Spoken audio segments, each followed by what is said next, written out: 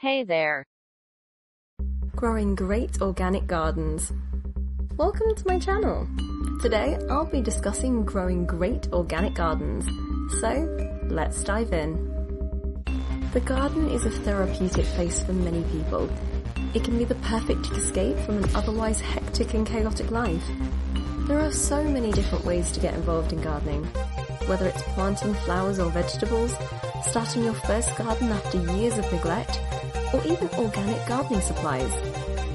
Fertilizers. If you're an organic gardener, then getting your fertilizer supplies is a great place to start. But there are many different ways in which the fertilizers can be obtained. But one of the most basic and reliable techniques for making compost at home involves kitchen scraps, mixed with lawn or garden clippings, as well as manure from animals such as cows. Organic weed control.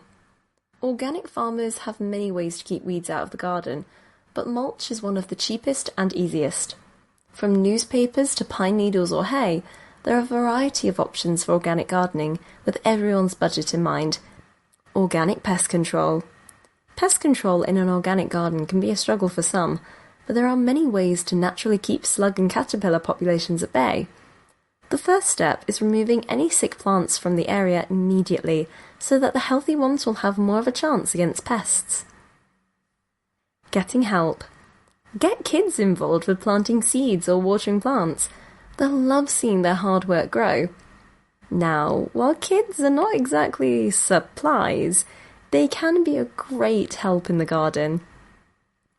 Okay, so that just about wraps things up for the video today. Don't forget to like this video, subscribe and leave any comments below, and I'll see you later.